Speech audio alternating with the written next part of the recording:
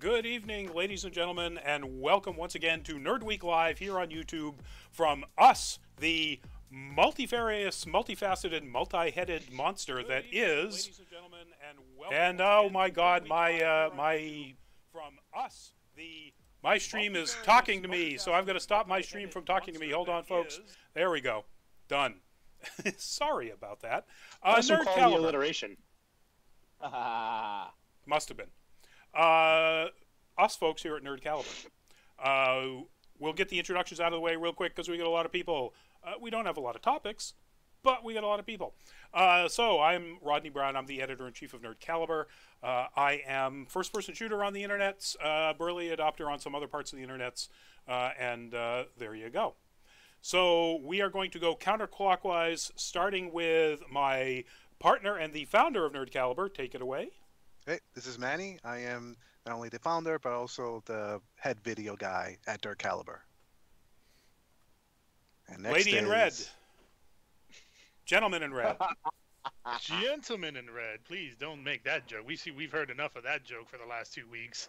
How's everybody doing today? It's Luis Correa, also known as Crash the Stampede. And if you want to play some video games with me, look me up on Fallout 76 on their Crash Override. I'm co-producer with Nerd Caliber, and we're going to have a great night. We have a lot of decent articles that we want to discuss, and we're hoping that you guys in the comments join in on these conversations, because that's one of the things that we enjoy having with you guys, is that conversation. So please, by all means, shoot us some questions that are relevant to our topics. And I just moved our image over onto your screen, so now you can see us instead of that stopped bumper logo. So hey, I'm batting 1,000 tonight. Captain Ameriluffy, take it away. Oh yes, hello, Barn D0, hero of social justice, fearless leader of the Weeb Trash Can podcast, and contributing writer, as well as movie reviewer for Nerd Caliber. How is everyone doing? So that would be contributing writer. He is not, in fact, a contributing writer. He doesn't try to con you when he writes. Just want to make sure that was clear. I contribute at cons as well. Well, that is true. That is true. Blue Soul Patch Man. Hi everybody, Greg Snyder, associate editor, aka Wonderllama cosplay and or photography. Take your pick, depends on what I'm in the mood for that weekend. Looking forward, we got some fun stuff, some stuff that's right in my wheelhouse tonight. We're gonna throw some questions out for the folks on the YouTube. Is it, the kids still calling it the YouTube? No, it's YouTubes, plural now. Oh, YouTubes, got it. Okay. And we've got a bunch of people already. Lissetto, Marinette, Gamer Critic, Jolteon Greeninga, Rocky Jams, Maria, Whiteface21, hello all. Oh, Greg, you already said hello. Okay, never mind. Cool. All right. So again, as Greg said, as we get into these topics, let us know what you think about them. And our first one is kind of a miss. So a catch-up on our part. There was some news recently this past week about the show Good Omens, which is in development, with an amazing cast from an amazing property. And it was simply a comment that one of the cast members, I believe David Tennant, said about how 2019 seems to be like the right year for a show about, Armageddon. But in that article, there was the first official teaser trailer for the show that we had never talked about. I don't remember ever seeing it. I don't think it came up, at least not in any depth. So we know a lot more about Good Omens, what it looks like. If you haven't seen the teaser trailer, please look it up. Go check it out. It looks really great. Who's seen the teaser? What do we think about the look, the sense of, and Greg in particular, since you've read the book, yep. you would know whether or not this is capturing the sense of the show, or of the book. Is it capturing it? It's hard to say. They're clearly in the trailer so far. They're banking on the star power of Michael Sheen and obviously David Tennant to a huge degree. This looks like it's going to be a really fun role for David Tennant. Probably could be, as good as anything he's done since Jessica Jones. But the fact that we've also got heavy hitters like John Hamm, Miranda Richardson, Derek Jacobi, who I don't know if everybody knows him. It's from the same school as Patrick Stewart and Ian McKellen, a little less well known. but a stunningly talented actor. I Claudius. That Look it up, said, folks. I Claudius. He was in Gladiator. That said, they haven't really quite touched on the characters who are kind of the actual protagonists of the book. Crawley and God, I have such a brain fart tonight. Sorry, I'm sick, so I'm not at 100%. The two angels are definitely major players, but they're the devil and the angel that sit on the shoulder after a fashion. It's very multi-threaded in the book, so it'll be interesting to see whether they go for a little bit more of a kind of straight down the middle approach and let these guys kind of lead the cast, or whether they hew closer to the way the book was written. Trailer looks great though, from what I've seen. It's just, you get the sense that Neil Gaiman just said, "Hey, I got David Tennant and Michael Sheen on my cast. just go, just do your thing. Exactly. Camera's rolling." Why would you need anything more? Anybody else seen this or read the books? I've read the first listened to the first couple of chapters in the audiobook, and from what I gathered from Mike Crowley, I don't know if I said this already, but David Tennant was born for this role. Like, just like I when I listened to the nuances of Crowley's characters, like, I could see Tennant doing this. Yep. So, yeah. sign me up. A much funnier and very less insane Bartleby Crouch is kind of what I'm getting out of this, and that'll be cool. Tagataro, hello. Jolteon Bonnie is something that happens at cons. So there you go. Yeah, so looking forward to it. The teaser really made it even more exciting for me. 2019, definitely coming out this coming year. Did we mention that it has a date yet? I don't think so. No, I don't recall. I don't. Let me see if. Yeah. So I've got the IMDb page open. Let me see if 2019 date unknown. So TBD. TBD, the dreaded TBD. All right. Mm-hmm. Moving on to our next one, and this is just like bucket loads of cool, folks. Bruce Campbell is coming back to TV, this time as a host, and he's bringing back Ripley's Believe It or Not. I don't believe it. I don't believe it either. I really don't. All right. Show of hands here. Who's old enough to have actually watched that show? I mean, I feel like it wasn't. It was on like what, the early 2000s. Was there a Ripley's Believe It or Not all the way up into the early 2000s? There was yeah. a Dean Cain host. Oh, that's right. that's They right. brought I it forgot back about with that. Dean Cain. Good point. Good point. Mm-hmm. Okay. Well, so it's a show that's been around for a really long time, or in one version or another. So Greg, I'm pulling up the IMDb page while we're talking, just so we can catch the. So the first iteration was 82 through 86, and then it came back from 99 to 2003 with Dean Cain. all right, cool. Now, The original had Jack Palance though. yes, Yes. I mean, yes, so Jack the Palance. least don't likely know who that person is. You could get to do that. You don't know who that is. Yeah, see, I'm young, so All right, for the pup in the crowd here, go look up Jack Palance in everything. Actually, go look up Jack Palance in City Slickers or Curly's Gold. That's where you really want to. City Slickers is Act he was the tough cowboy guy in City Slickers. early. Alright. I'll go Which blow one? some dust off the Betamax. Byron, which role? Okay, I was gonna say, I have a fun fact. Back in the day, before X-Men the movie was a thing, he was my personal pick for Magneto. Oh. I can see that. I could see that.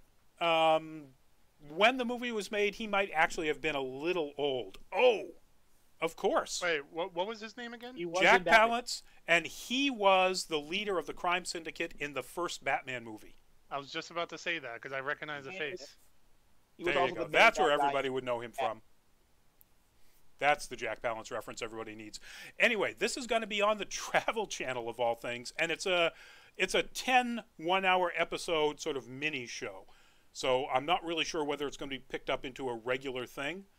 I hope so, to be honest. If they keep the same sort of weird, bizarre, let's discover all sorts of weird things. I'm also a little curious as to whether or not they're going to be able to come up with enough really new things in the light of YouTube and the internet. I mean, anything weird happens these days, and Better boom. money. Better camera crew. Well, yeah, you get a better camera crew. That's true. So it'll all be about production values. So there you go. So not to jump ship on you there, but the original series aired for 2 years in 1949 and 1950, hosted by Mr. Ripley himself, which I never knew. I was just familiar with the Jack Palance one and a little bit with the Dean Cain version. Wasn't there one in the 60s, though? In between Mr. Ripley himself and Jack Palance. Maybe not. Maybe I'm... NBC 49 and 50, ABC in the 80s with Jack Palance, TBS 2000 to 2003 with Dean Cain. That's it. All right. Anyway, there's your Bruce Campbell fix, folks. Summer 2019. No specific date, but this coming summer. So I'm looking forward to it. I can't wait to see what they come up with. Should be interesting. All right. Now, this... Everyone's going to wonder why that picture up there, who that person is, what's going on here. The Game of Thrones prequel that's going to be happening on HBO dropped a ton of news. And I picked this photo just because it's the only person or name I recognized out of the... They listed 7 new cast members. They filled out the cast like crazy. This is Georgie Henley, who played the youngest Pevensey child in the Narnia series. This is Lucy.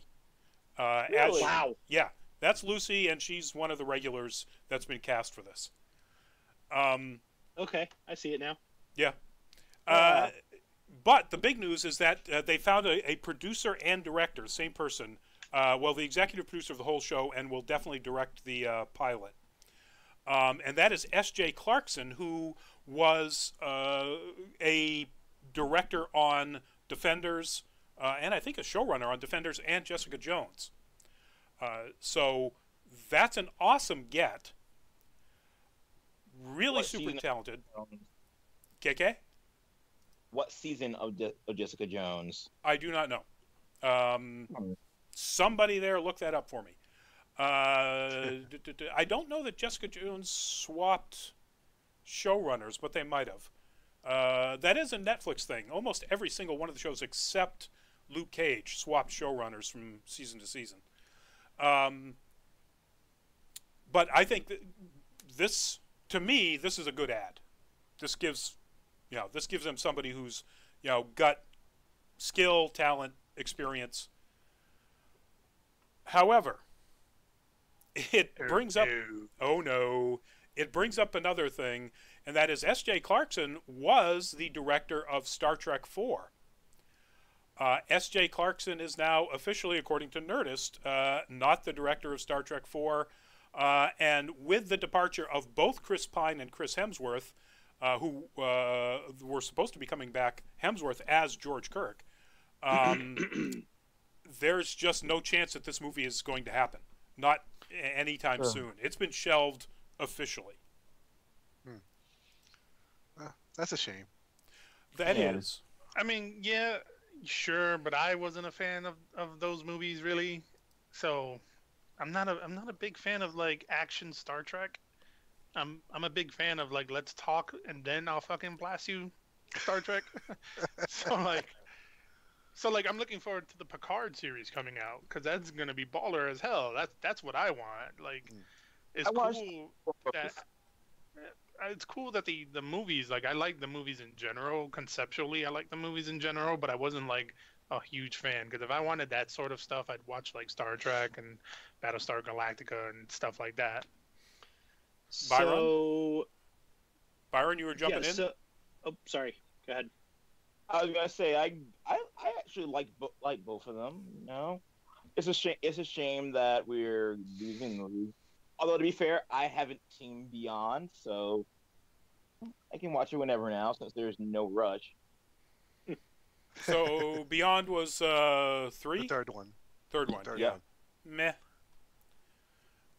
It was the most meh in my mind. I enjoyed the cast more than anything else. I hated the science, or the lack thereof, as I've railed at length to anybody who's ever brought it up, so I won't do it again. Well, I was really hoping to see a Star Trek 4 because I want to see how this time they're going to destroy the Enterprise. You know, Did that happen in 4 in the last one? They've destroyed it a bunch of times in the last one. Sarah, welcome to the show. Yeah. Well, it's easy to destroy ships when you don't pay for them. So. Good point. And Sarah, anybody else a Star Trek fan? Jump in on any of these topics, folks. Sarah, we have multiple people who have actually done Bonnie. So don't have a single name to throw out to you there. Sorry about that. So I just took a quick look at S.J. Clarkson because I wasn't familiar with her. She's got a pretty good CV. The first 2 episodes of Jessica Jones, season 1, episode 1 and 2. She directed 3 episodes of Dexter, a couple of episodes of Heroes. Early on or later season? Chapter 4. So season 4. Yeah, season 4. No, thank you. Yeah. Stop So talking well, about you know. that. Yeah, but just pretend that never happened. Exactly. What else? I like how Episode you of- lifted us up and then kicked us right in the dick. That's what I do. That's my whole thing. James, 2 welcome. episodes of the Defenders. So pretty cool. She's done some cool stuff. All right, cool. It's a Game of Thrones prequel. It's going to be based, I'm sure, on the legends that George R.R. Martin has already created in his various side books. Wasn't there an implication that it was supposed to be like 1,000 years before Game of Thrones or something like that, before dragons or before Targaryens? Yeah, it's actually like 4,000 years before. It takes place right after what was described as the Golden Age of Heroes. What's his name? The guy that is supposedly prophesied as coming back to fight off the Long Night. I can't think of the legendary character's name. After that period. Mm-hmm. I didn't think it was going that far back. I thought it was, well, you know, there were so many in like talks and pre-production and whatnot that I think set different. You know, we're set in different times. I'm not 100% sure. We did cover this when they finally announced it a couple of weeks ago. And the way it's described here in this article is the way that they put in the announcement. It chronicles the world's descent from the golden age of heroes into its darkest hour. There you go. And So that was like pretty far back. 4,000 years or so prior to the events of Game of Thrones. Okay, there we go. So moving on to our next topic. We have that beefcake right there. Jodie Foster. No, Jodie Foster's not a beefcake. Dave Bautista has been cast. And I'm It's so an great. easy mistake to make. Yeah, it's a very easy mistake. Yeah. Dave do Bautista remember. has been cast. Cacked. Cact. Cacked. Okay. In Denis Villeneuve's Blade Runner, Dune, upcoming Dune movie, who Bautista Blade worked Runner with 23,000. 10,149 actually, but he has been cast to play the Beast Raban. Beast Raban. And it's not a huge role, but it's a wonderful role, and he is a perfect person to play that role. Joining, I call it a meaty role. very meaty. Ooh, meaty. I'm wondering how they're going to do the fact that all of the Harkonnens are gingers. So he's going to have hair, unless they're going to go against type. Fake hair in a movie? Ha! Who would ever about? heard of something like that? Hey, if RuPaul can do it, Dave Bautista can do it. My God. If Samuel L. Jackson can do it, That's true. go. Good point. That's Yeah. good point. If Jennifer Lawrence can do her roles, then you know. So I'm just going to jump in and say- Yeah, somewhere in I'm there, not but, sure like, where you're going with that. No I idea. was going somewhere with there, but then I decided I didn't want to make that joke halfway through that joke, so I just stopped. Smart call, I'm guessing. So the only other cast we know of so far is Timothy Chalamet is playing Paul, and Rebecca Ferguson is going to be playing Jessica, Paul's mother. And that's it. Which is interesting that they cast Raban before they cast the Baron, his uncle. Yeah.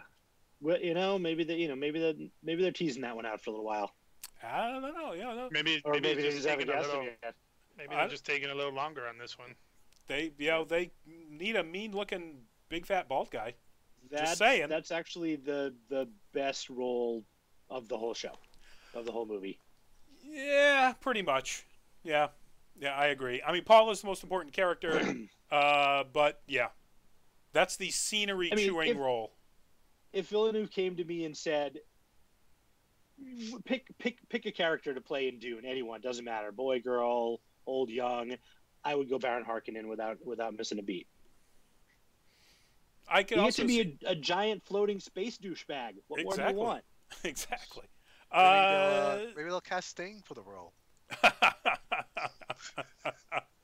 That would be a lot of prosthetics. I think he still weighs about 104 pounds. But you know what would be great is if they cast Sting for either Duke Leto. I mean, what a throwback. He'd be a good Stilgar too. With Or enough, Stilgar, yeah. He's got enough of that stern stick up his butt. Exactly. I will be sorely disappointed if Kyle MacLachlan does not make some sort of cameo in this movie. Well, that's what I want to see cameos from the previous Dune movie. I'm not sure that I need to see any cameos from anybody that was in the miniseries. But yeah, I would love to. Let's see Patrick Stewart. Patrick Stewart as the Emperor. Duncan. How about Kyle MacLachlan as the Emperor? Or Kyle MacLachlan as Duncan Idaho. He's a little old for Duncan at this point, I think. Yeah, that's true. He'd be a good Emperor. All right. I'll take both of those. But anyway, so there's the news. I haven't seen, Greg, have you seen anything, or do you recall anything about any projected release date on this? No. Yeah, I'm thinking this has got to be 2020 or later. But 2025, probably. Yeah, no, please no. Let's hopefully not that one. Oh, well, okay. Yeah, Movie Web says Dune 2019. December 31st, 2019, hypothetically. Yeah, hypothetically, they just... That's super improbable. Yeah, they If don't they have haven't the even cast. finished casting yet. Yeah. So, no. Stop giving the holograms. Especially because, what do you call it? That is going to be a big production with a lot of location shooting, a lot of special effects. He's talking about doing, what do you call it? A lot of practical effects, which take forever to design, build, etc. So let's see if IMDb has anything. Please do not have a practical effect 300-foot long sandworm. Just not going to work. Sarah, thanks for loving the channel. Kayla, how you doing? James, hello. We didn't say hello. We are concentrating, folks, on doing our weekly our Nerd Week live show, talking about nerd news topics. So that's what we're talking about. Feel free to chat in the chat amongst yourselves about anything you want, or correspond with us about what we're talking about, but we're not going to respond to anything that's not related to our news. Yep. So coming up, this is one of the most interesting crossovers of fandoms that I've seen in a long time. That is cover art for the upcoming return of the Marvel Comics series Journey into Mystery, which was a sort of catch-all series Marvel had back in the 60s, and they picked it up again a couple of times, where they would either like run short-run series or do tryouts for characters in their own title, see how things worked. In this case, the news is that it's coming back in a short-run miniseries that is going to be written by the four brothers that make up the creative team of the Adventure Zone. Three brothers and father. Three brothers and father, thank you. The four people. And it looks really interesting. It has a very New Warriors or DC Young Justice kind of team. As you can see from that cover artwork, you've got Miles Morales, you've got Kate Bishop, you've got what I think is Sif in the background there. You can't see him in the way I cropped this, but the legs there flying out, that's Wonder Man. So it looks really interesting. Let's see. This is written by Clint, Griffin, Justin, Travis, I guess must be the dad. Drawn by Andre Lima Araujo. They try to save Thor's baby sister. And it's a tie-in with the War of the Realms storyline that's starting to be released in April, which is when this comes out. Do they say who the cybernetic woman is? They don't identify all of the team. Okay. They just say it includes Miles Morales. And then I can, obviously that's Kate Bishop. I'm pretty sure that's Sif in the background there. And I know that is Wonder Man flying out, even though you can't see him. But no, I don't know who the, with the gun arm and so on, I wonder if that's supposed to be sort of like a... I feel like she's like one of the Runaways. I'm not sure, but... I don't think so. Well, not one of the original Runaways. That was a new series. Yes, the new series Runaways. That could be. Doesn't Forge have a daughter? 'Cause that has a very Forge sort of sense to the character design. Forge got that First Nation mojo, so he got a lot of kids.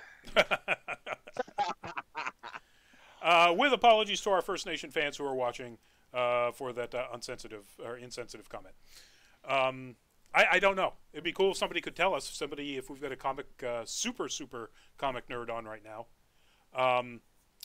Yeah, Sarah, that's the Miles Morales Spider-Man coming off of his super hot Into the Spider-Verse movie. That character has gotten best animated Golden Globe last night. Exactly. Or the other night, whenever that was. Sunday 2 nights ago, close enough. Yes. Beating out Disney, DreamWorks, like wow. Isle of Dogs. Isle of Dogs. Yeah. Yeah. All right, moving on to our next topic. We're going to stick with the comic book adjacent theme. And this is news about Batwoman. That's Batwoman as appearing in the Elseworlds crossover that happened in all of the CW Berlanti production shows. Arrow, Flash, Supergirl, etc. And I was absolutely under the impression that this was already going to be a guaranteed series, that the Elseworlds was just the character's introduction, but apparently not. The network CW has just given the order for a pilot for Batwoman. That would indicate that it's not even a guaranteed series at this point. Well, I know that they would be foolish not to make this a full series. That's for certain. Because Ruby Rose has a huge following. She does. I think she did an excellent job. So, show of hands, who saw this or saw the Elseworlds crossover? Just the two of us. Really? Building those castles in the sky. It's been a long holiday season. Give me a break. It's up and down, but she does a very good job. I'm not crazy about the writing of her dialogue. but then again, they had to sort of fit it into this Elseworlds storyline that was going on.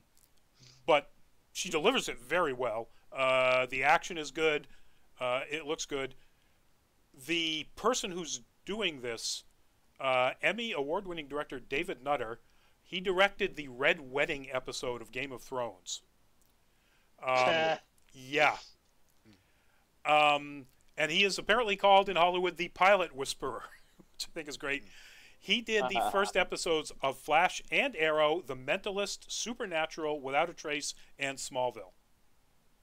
You know what I hope? I hope that they're not gonna make this show kind of like a World Without Batman, where she fights all of Batman's villains, but you only hear of Batman and some sort of background or whatever, something like that. Like I really hope that Birds of they. Prey. Yeah. What do you got against Batman? But I hope that they kind of like build her world like the comic books have, like they introduce her own, the villains that they introduce in the series, in her series, into the TV series, instead of just borrowing stuff from Batman. I don't think that would be really fair to Batwoman, at least the character. I agree. I would like to see that. I would like to see her retinue of supporting characters to be from her comic. Not necessarily from the Batman world, even though she is in Gotham. She's in Gotham in her comic too. So, but she still has her own people. I would like to see some cameos from the Bat family though at some point. Yeah. Maybe in season 2.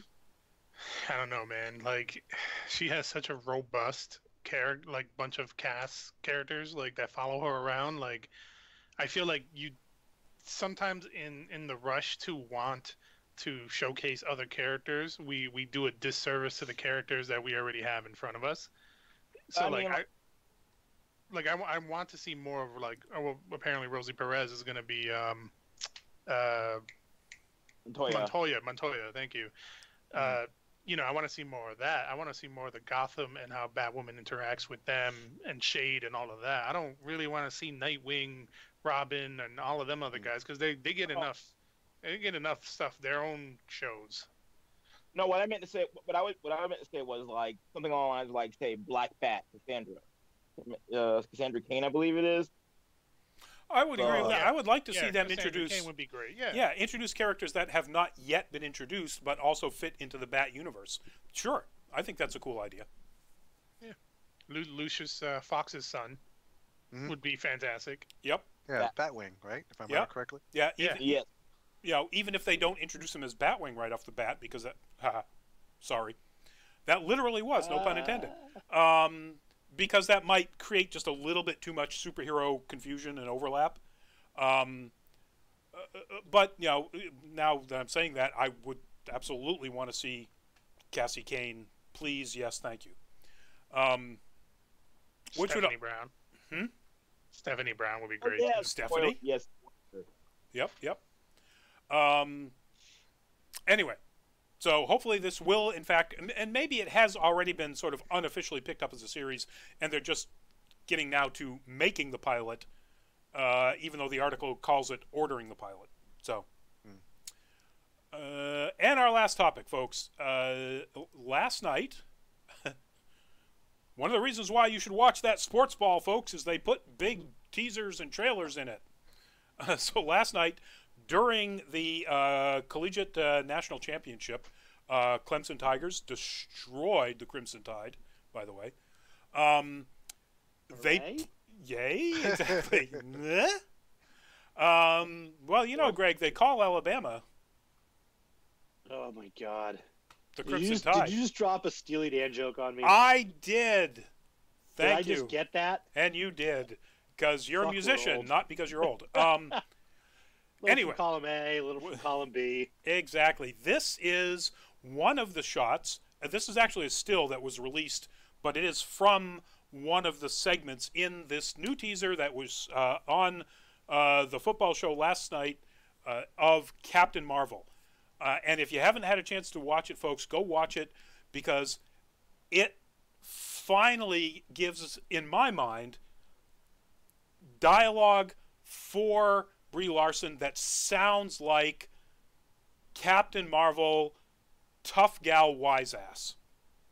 And that is, Yeah, I'm so glad that they finally done that. That we actually get to see that that is her character. That she does. I just flipped again. That's weird. That she does snark and attitude for days. It's not all just I don't know. I don't remember who I am. No, I agree. I wasn't really impressed with the two trailers. I was gonna watch Captain Marvel nonetheless, but I wasn't really feeling it until I watched this trailer, and now I'm glad they're kind of giving her a voice, I guess you could say. Something to help her make, I don't know, something that draws me in more. Yeah, and I'm kind of interested to find out what the hell is going on with Jude Law. Is he Jan Rog or is he Marvel? Because they keep flip flopping on like what character he's playing. I was pretty sure he was Marvel. So IMDb is listing him as Marvel, but he's been listed as Jan Rog before that edit, and then before that edit he was listed as Marvel again. So, and then a lot of like news sites are flip flopping between like he's officially Young Rog, and this validates it because he does this mean thing to Captain Marvel. But then other websites are like, nah, it's Marvel because look at this scene in the trailer where he's really cool and like uplifting to her, and it's like, the hell, man. So 1 minute description for anybody who doesn't know this real quickly. In the original comic, Marvel is the first Captain Marvel. Marvel is the Kree that through an accident gives Captain Marvel her first sets of powers, and Jan Rog was that original Marvel's nemesis in the Kree military, so he's a bad guy. And that's the toy release apparently indicates that Jude Law is in fact Jan Rog. Now here's the thing: Marvel loves screwing with all of our information discoveries. That I'm sure that they probably went to IMDb and said, "Hey, you know what? Can you change that back to Marvel?" Or they deliberately released a toy early that had the Jan Rog name on it, just so we don't know. That sounds like some Russo brother nonsense. Well, It sounds like Cumberbatch, definitely not Khan. No, definitely not Khan. Exactly. Oh shit, he was Khan. And that wasn't even Marvel. But anyway, go see it. We get more wonderful interaction with Fury. We get more fighting with Skrulls and Skrull transformation, which a little weird. And Coulson. And Coulson. We get Coulson, who looks to be at that point almost on par with Fury in the hierarchy of Shield. And the bad hairness. Well, yeah. I'm glad they use these scrolls. I'm surprised because I thought for the longest that they couldn't use Skrulls because technically that belongs in the Fantastic Four universe, which those rights belong to Fox. And I kind of wonder if maybe they did some sort of deal to allow them to use these aliens. I would assume so because, So, I could probably clear this up. All right. So, Fantastic Four was sold off to them, but Kree and Skrull and all the galactic stuff remained with Marvel because that was a lot of that was created by Dan Abnett in the early late 80s, 90s. He's considered the father of all the space stuff. So like Adam Warlock, things like that. So Adam Warlock. Now, granted, he became very popular in that period. Adam Warlock, the Krees, the Skrulls were all created by Stan Lee and Jack Kirby in the 1960s. And I know that because I read them. Right. I'm talking about like his invention of the whole interstellar aspect of Marvel. Like that all belongs to Marvel. Marvel has had that. They've never sold off the rights to any production companies concerning that. The Fantastic Four was limited to Fantastic Four and a lot of their direct villains and things like that. So Silver Surfer, Doctor Doom. That's why the movies kept kind of reiterating that shit over and over again because they didn't have a lot to go with. It's kind of like the whole we can call these characters in the TV shows mutants, but they're not mutants. We can't refer to them as mutants, but they're obviously mutants.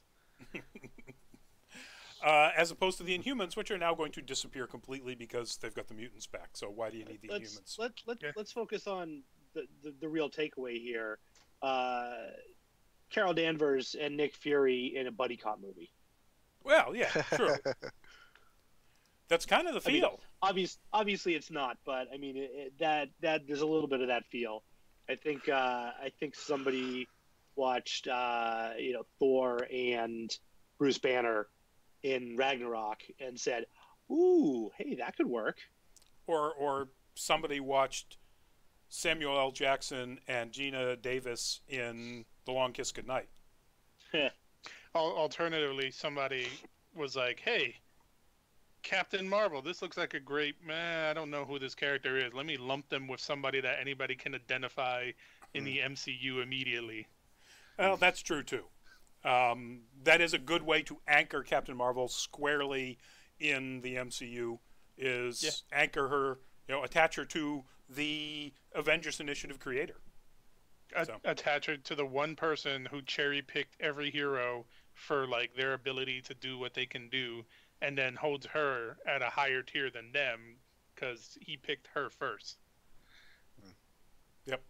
That's instant validation right there. Is anybody else impressed with young Dumbledore's arms? Yeah, a bit. I was kind of trying not to drool on camera here. Yeah, I mean he's jacked there. Jude jacked. Yeah. Although that photo that you used there, his arm looks like he's jacked, and then his arm looks like super short. It's like the reverse of that Black Widow poster. Maybe somebody got a little heavy-handed with the liquefy in Photoshop. You think, yeah, that might be the case. Although, actually, if you look at the trailer, I did notice that as they are wrestling, it's like, ooh, dude, somebody's been working out. Somebody's been eating lots of chicken. MCU, they've been known to like make their actors go to like some rigorous trainings to get. Look at what's his name from Guardians? Like he was cut. Chris Pratt. Yep. Yeah, you can call freaking Chris Pratt Ginsu because of the way he was cut. On a side note, That's how we all got so buff. That's how Brie Larson looks like she's been doing quite a few sit-ups in that shot too. Well, yeah. Did you see the? So they put out a bit of her workout. She's doing hip raises with a bar with 250 pounds sitting across her pelvis. Oh, yeah. Wow! As a gym rat, I am terrified by that. 4 reps. Like yikes! Yeah. I could do about 5 pounds of that, so I'm up there. That's some serious core workout right there. All right, folks, we are coming up on 45 minutes, which I think, given our 7 whopping topics here, is plenty of time. Which does leave us time, even though I didn't bring this up earlier, and I apologize to our team here. Does anybody have a could we please or could we not? Ooh, haven't done those in a little while. We haven't. We've got some time. Take a little bit of a minute or two to think as I play this beautiful music. No, I'm not going to play any beautiful music. I'm looking at an awful lot of no. So what I can tell you, folks, is that the next con that we'll be at for sure is going to be Arisia, coming up in Boston in 2 weekends. 2 weeks. 2 weeks. 2 weeks. And it's super, super duper nerdy science fiction, literature, movies, fantasy, steampunk, lots of steampunk kind of con. It is at the Park Plaza this year. It is? It is. It is. It is. Oh, that's new info. It is new. So they made the move back when there was a protest going on at all the Weston, or the Marriott properties, including the Weston. And they made the announcement, and literally 24 hours later, the strike was settled, and everybody was back. But they'd already signed all the agreements with the Park Plaza, so they're going to be at the Park Plaza this year. Huh? I do have one. Could we not? Shoot. Okay. So could we not have minorities defending minority celebrities because it's getting old, guys. It is getting old. I think I know what you're talking about. It's not really that terribly nerdy, but yeah, you're right. R. Kelly's a pedophile and a rapist. Send him to prison. It's done. Drake, gone, done. Do it. Anyway, on that happy note. Wait. I have one. I have one. Go ahead, Lewis. Could we honestly shut the hell up when a character is announced as gay? Because Soldier 76 is gay. Get over it. End of story. Like, who cares? If you're a person that's obsessed with gameplay and you don't care about lore, his sexuality is irrelevant to you because that has nothing to do with the game. If you're a person like I am who enjoys lore, then clearly you want a character that's more rounded than just stereotypical Rambo guy with a fucking pulse gun. So get the shit over it. Like, they had the idea for it in 2016. They alluded to it. That's what they do with all the lore for the characters in Overwatch. They allude to different things. They alluded to Tracer being gay way before she was gay. Like, come on, it's 2019. Get the hell over it. All right. If you don't like Soldier 76 for being gay for no other reason than Blizzard just announced that he was gay, then maybe you're a homophobe. Maybe you need to consider that. Yeah, if you're a cosplayer and you can no longer cosplay Soldier 76 because he is now canonically gay, homophobe. Sorry. No other way around it. All right. Yes, sir. God forbid we have characters be well-rounded, God forbid. God forbid. Well-rounded as in thick or, well, either way. On that inappropriate note, thank you folks for joining us. We will be back again next Tuesday, the 15th, 8 p.m. sharp, and we hope to see all sorts of you. Everybody, thank you so much for joining us in the chat and weighing in and talking with us. So for Manny Ortiz, founder of Nerd Caliber and my partner in this endeavor, for Luis Correa, crash the photos, crash the stampede, crash override, crash into you. No, you're only. All right. Next time you make that joke, you're putting $1 in the bin because you used it too much. All right. Oh no, it's picking my nose. There we go. For Byron D0, Weeb Trash Can Podcast, and for Greg Wonderlama Everything, Wonderlama Cosplay, Wonderlama Photography. I'm Rodney Brown, Editor-in-Chief of Nerd Caliber. Thank you very much for joining us, and we will see you next week. Bye-bye. Take care.